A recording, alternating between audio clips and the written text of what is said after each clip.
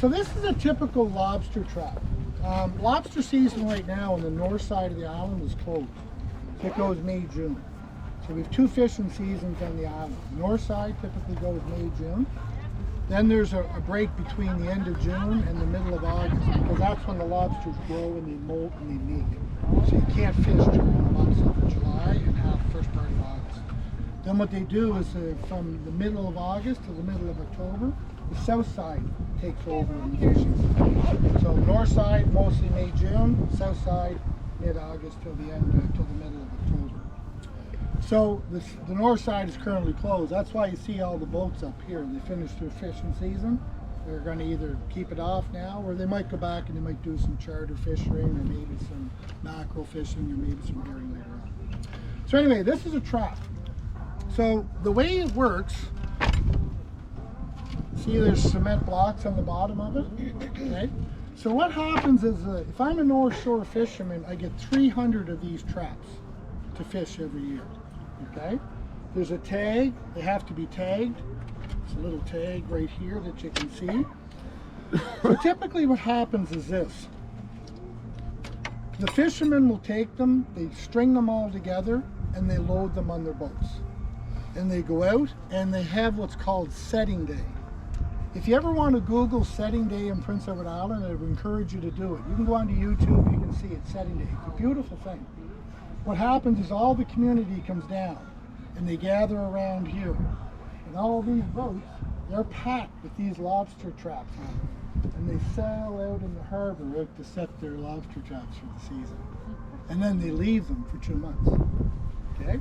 So these traps sit on the ocean floor for 2 months during the fishing season. And they fish 6 days a week. Don't fish on Sundays. Okay? That's a day of rest for the fishermen. So they're all linked out. What they do is they go out on any given day, they take a big mechanical winch, they gaff them, they haul them up, and they open up the trap, and they take whatever lobster is in there. Now there are some conservation measures that are in effect, and one of them is this. So when they're taking the lobsters, they have to take the lobster and they have to measure the carapace size. And it has to fall within this carapace size here. This is 77 millimeters to 81 millimeters. And that's about 3 inches. Okay? So the carapace size has to be 3 inches long. If it is, they can keep it. If not, they have to throw it back in the water. Did you see pictures of the lobster with the eggs in my book? That has to go back in the water, because those eggs are what's going to keep the industry going. Okay? So what happens with the lobster is they come in through here, and on this little stake here, there's usually a bit of bait, mackerel, herring, maybe rock crab. There could be some fish sausage, which is kind of interesting. So you know how you make sausages, right? You take all the grinding meat and stuff and put it into a sausage and eat it. They do that for the lobster industry. So there's a company actually in the island that started doing that. But they're having some issues because they're finding that the most attractive one is those that are made with seal meat. However, there's a bit of a problem with that, because you can't market products that have been influenced by seal meat. So they had to find different ways. So they take the meat and they try to take whatever scraps, put it into a sausage and put it in there. Because it's a lot, it'll last longer, right? Because otherwise, if you're a fisherman and you're out there and you're trying to, imagine trying to put a piece of meat onto this steak, it'd probably get holes all through your fingers, right? So anyway, you put that on there. The lobster comes in, eats it, and then they're stuck. They can't get out. So they'll come in here to the kitchen, they'll try and get something to eat, then they might make their way over here and they might go into what we call the parlor. They'll snooze after they're done, right? So once they're inside, they're caught. Oddly enough, the undersized lobsters can get out through this escape hatch here. So this is a conservation measure that was put in place to allow the younger undersized lobster to get out. Guess they're smarter than the old ones because they figure a way to get out. The old ones can't figure that out. So anyway, that's how it works. And then they take it in, they catch it, they bait it, they haul them in, come in. When they bring the lobsters in here, they'll have buyers in here on the wharves. They come in, they buy it, they either ship it to the live market, which is about 30% of our product, or about 70% of our product actually ends up in the plants. So we have 12 plants around the island. So all the various plants would be coming in, they'd be buying the product, and then they would take it to the plants to either declaw, make it into knuckles, claws, and tails, right? Take the meat out of it and make various products. Anyway, very lucrative industry. If you wanted to get into it, it'd probably cost you about $1.5 million. Wow. To get in. We have 1,200 licenses on the island, so it's a license in, license out. So if I have a license, I can't create a new license. I can't just say I'm going to be a lobster fisherman. I have to buy somebody's license. So that's part of the control measures in order to preserve the stock for future years, because you guys are going to Newfoundland, and I don't know if you heard about what happened to the cod industry over there. So the cod industry basically died. They fished off the Grand Banks for years. They said, you'd never, there's 900 gazillion cod out there. We'll never overfish the Grand Banks. Well, they did, right? So the conservation measures that we put in place here on the island have kept our stocks healthy. So if I'm investing $1.5 million, a pretty good chance that the industry is going to be around for a long time. And the fishers have been good to do that. They've been good to adhere to the conservation measures because they know that they're biting the hand that feeds them, right? If you don't, you're only hurting yourself in the long run. So pretty good buy-in from it. Does the buy-in include, is it the license and the traps and the boat, or is the boat beyond that? It's about $1 million for the license. Wow, okay. And about $500,000 for the boat. Okay. Wow. So all combined, depending on whose license it is. But what happens, a lot of the license don't get out of families. Yeah. Like I may own the license, but I won't fish it. But I'll allow Paul to fish it, right? But I own it. Yeah. Right? I know of a guy he's a counselor in the wintertime. He's like a therapist. And he fishes over in Cape Breton on his grandfather's license. So he takes 2 months out of his practice, goes and fishes at Cape Breton, and comes back and works it. Right. So you get those kind of things going. But they're very lucrative. Sure. So you don't let go of them very easily. How about the buoy colors? How do you know which? Do you have specific buoy colors per license? It's all GPS now. Oh, okay. So there used to be a time when fishermen knew their zones, and you did not fish in someone else's zone. Or else those ropes I was talking to you about,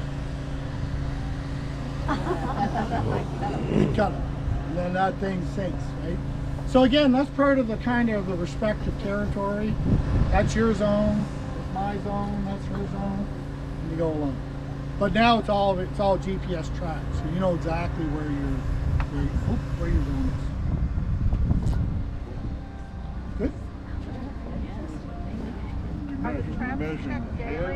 You're measuring the carapace size. So say this is the lobster. I went looking for my lobster this morning and I don't know where it is.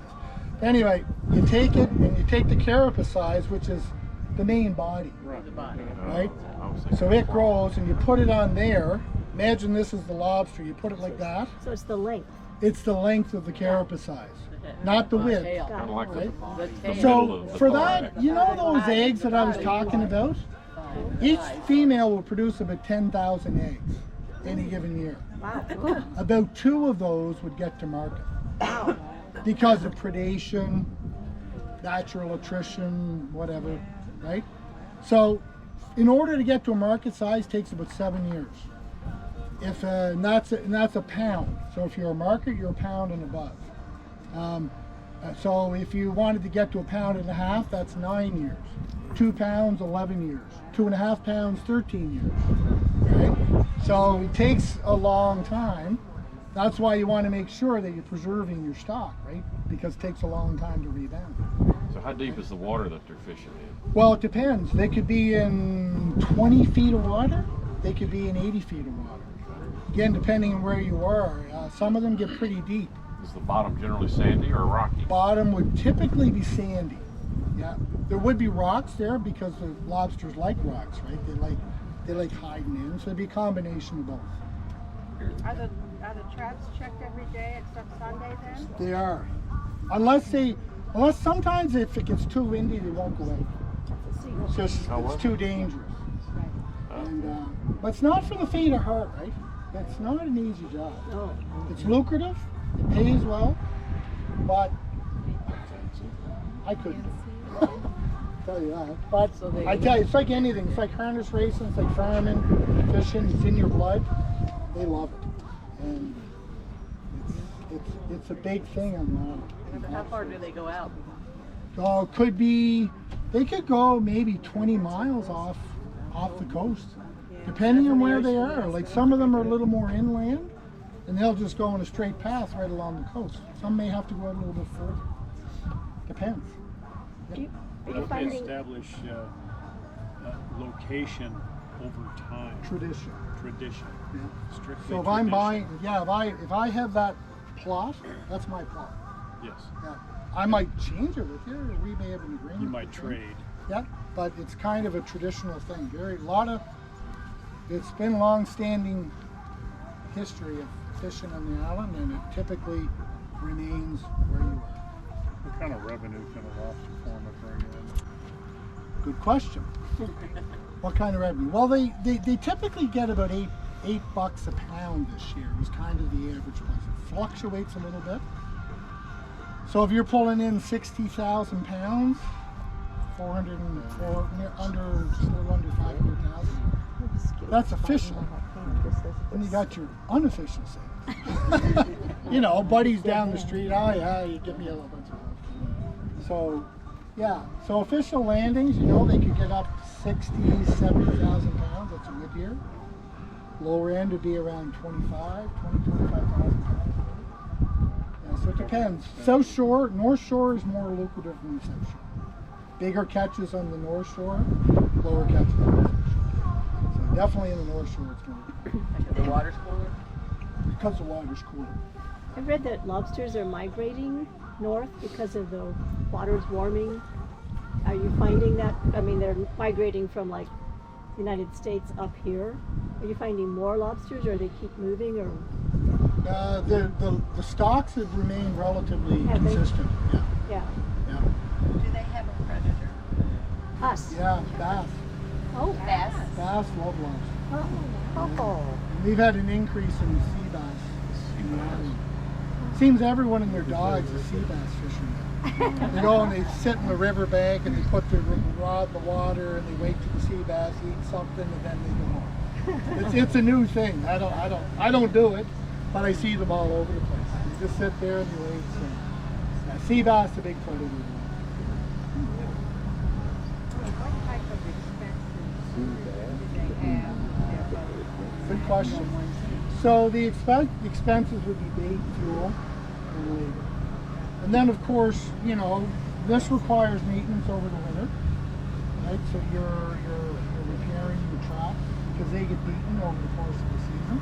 Then you're coming in, so going back to the point, you might have $500,000 in revenue, but you have costs as well. And the price to cost, like everything, I mean, everything keeps going up. But, you know, the one thing they can do is they can collect unemployment insurance and all their workers can collect unemployment. I don't know why it is, but that's the way it is. So they collect unemployment in the off season? In the off season. So do they have a $400,000? The counselor has hey, bounce back to 100,000? I think so. I don't know. They make a little bit more than that. All right, we have to go.